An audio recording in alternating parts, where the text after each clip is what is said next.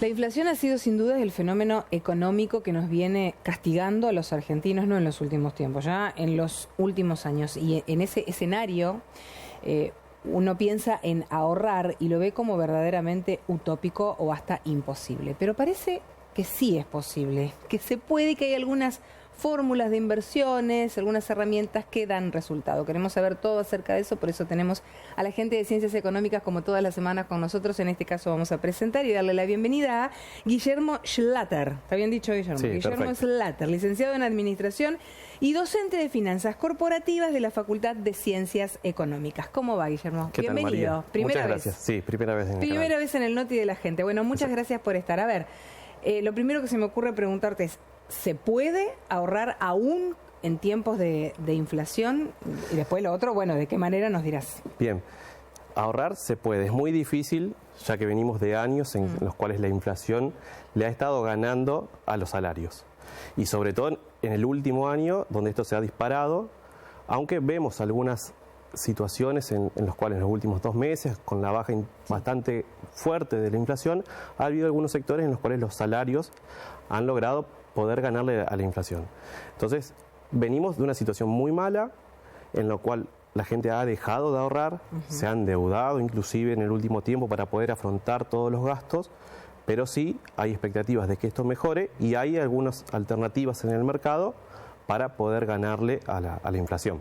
Ahora, hay alternativas y yo pienso en los atractivos, digamos, más frecuentes o más conocidos por todos y utilizados además por los argentinos. Ponele, bueno, el plazo fijo, que ya no sé si es tan atractivo tampoco, los dólares, el colchón, por ejemplo. ¿Esas son las alternativas o hay otras? Esas son las alternativas iniciales. Hoy tenemos que partir de la base, comparado a años anteriores, que las tasas de referencia del Banco Central son menores a la inflación esperada. Entonces, hoy en día es más difícil ganarle a la inflación con las billeteras virtuales, con el plazo fijo, como han sido años anteriores. Entonces, tenemos que empezar a ser un poco más originales.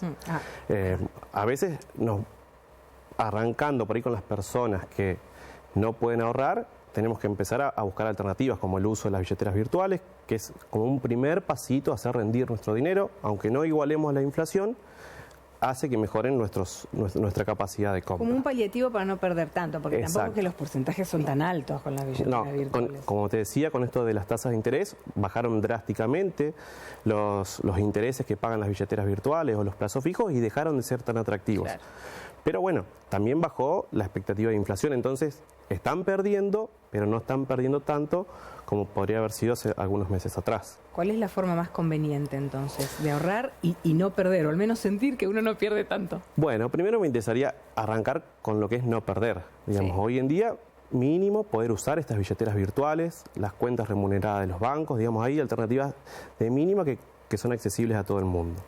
A su vez, al momento de comprar, ver los precios y ver las posibilidades de pagar con descuentos por pago contado, y si no podemos, y si tenemos el mismo precio por pagar con tarjeta de crédito, bueno, a lo mejor nos conviene pagar en tarjeta de crédito y ese dinero destinarlo a la billetera virtual hasta tanto se acerque el vencimiento de la tarjeta. Ah, vos decís que en esos días, en ese periodo entre que haces la compra, por ejemplo, eventualmente con una tarjeta de crédito, hasta que vence y tenés que pagarla, poder ese mismo dinero no gastarlo. No gastarlo, eso hay que ser claros, de no gastarlo, no hay que endeudarnos gastarlo. inútilmente. Hay que dejarlo, por ejemplo, en una billetera virtual para que nos dé, aunque sea, unos pocos pesitos más. Exacto, porque al momento de comprar hubiese sido el mismo precio de contado que con la tarjeta de crédito. Entonces, Igual hay cuotas también ahora. y bueno, ahora están empezando a salir las cuotas también de nuevo, así que son pequeñas situaciones en donde podemos hacer alguna diferencia para tratar de ahorrar o por lo menos no endeudarnos con los gastos mensuales. Bueno, esa está buena. ¿Vale hacer, por ejemplo, un presupuesto de lo que uno tiene? Porque a veces es difícil, ¿no? Es importante arrancar con eso. Tenemos gastos fijos como pueden ser educación, alimentos, combustible. Entonces nosotros podemos ir midiéndonos, ir sabiendo hasta dónde podemos gastar, sobre todo pensando después también en el uso de la tarjeta de crédito, saber hasta dónde endeudarnos y poder afrontar los gastos, porque si uno empieza después a pagar los mínimos de la tarjeta de crédito, se empieza a hacer una bola que va a ser difícil de poder pagar más adelante. Es el peor negocio. es el peor negocio. Entonces, por eso sí es importante poder presupuestar los gastos mensuales que tenemos y ir previendo inclusive los momentos del mes en los cuales vamos a comprar, aprovechando los descuentos de las billeteras virtuales, de los bancos, para poder hacer rendir un poquito más nuestro salario. ¿Y hay alguna fórmula, por ejemplo? Porque yo por lo menos he leído que hay varias para esto de hacer el presupuesto, el 50-30-20, el 30-30-30. ¿Funciona eso por un lado? Y si funciona, ¿cuál es la que vos recomendarías, por ejemplo? Siempre ahí tratamos de pensar, bueno, arrancamos con 100 de que son nuestros ingresos y ya separar lo que son nuestros ahorros. Y después distribuir nuestros gastos en lo que puede llegar a ser el resto del salario. Pero la idea principal sería poder separar de entrada. Por supuesto que hoy en día esto, como lo comentábamos, es bastante difícil, sí. Pero separar el dinero de entrada puede ser una buena herramienta para no tocarlo y no gastarlo por ahí en algunos gastos hormiga, algunos gastitos que uno va al kiosco o se engancha con alguna compra y termina destinando lo que iban a ser ahorros en esas cosas. Amplíame lo del gasto hormiga, el concepto del gasto hormiga, que es ese que hacemos prácticamente sin darnos cuenta. Uno, nada, el cafecito al paso. El cafecito, la medialuna, el dulce, la golosina en el kiosco, la gaseosa o mismo hasta en el supermercado. Claro. Estamos esperando para pagar y vemos un dulce en la góndola de al lado y nos enganchamos con algo y lo compramos. Y estas son cosas que van sumando a fin de mes, porque hoy en día todo vale y al fin de mes son valores significativos. Hay que tener mucha conducta para hacer eso. No, por supuesto, no sé. Pero estamos en un momento bastante crítico, digamos, y ahora es cuando empieza a resaltar esos gastitos que nos damos cuenta que lo estamos haciendo, que lo hace todo el mundo. Y decime cómo pienso, como para ahorrar, ¿no? Y una alternativa más. ¿Vale la pena o conviene cancelar una deuda, por ejemplo? Hay que ver con la tasa de interés a la cual uno estaba endeudado. Eso habría que ver cada caso en particular.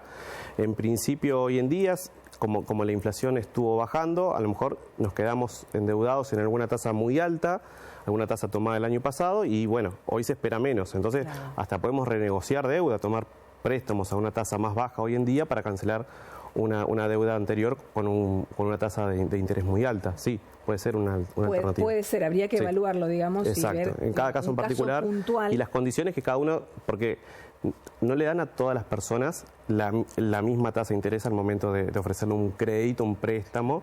Entonces habría que ver cada situación en particular si es conveniente o no.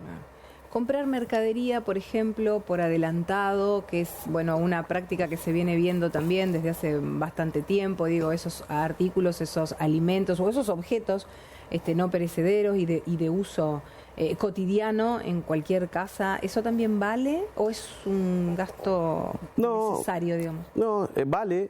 Lo único que dejó de tener tanto interés como tenía el año pasado o lo tuvo a principios de este año, porque la expectativa de inflación era tan alta que uno decía, va a aumentar el 30%, el 20% el mes que viene. Digamos, uno se apuraba y lo cerraba. En cambio ahora hay expectativas de inflación de un 5% mensual, entonces por ahí dejó de ser tan atractivo estas situaciones de compra de mercadería, porque no hay tanto miedo al futuro. Sigue siendo una situación delicada, pero no hay tanto miedo a que haya un desborde de la inflación como lo hubo a fines del año pasado. ¿Y eso también podría aplicar, por ejemplo, a la compra de los electrodomésticos, que también se vio mucho esto de decir, un cambio, electrodomésticos grandes más que nada, ¿no? Una heladera, un lavarropas, un televisor, lo cambio ya que estamos porque se diluye el dinero. Bien, ahí los electrodomésticos o hasta los automóviles hoy en día tienen precios relativos comparados a nivel internacional bastante altos dentro del mercado argentino.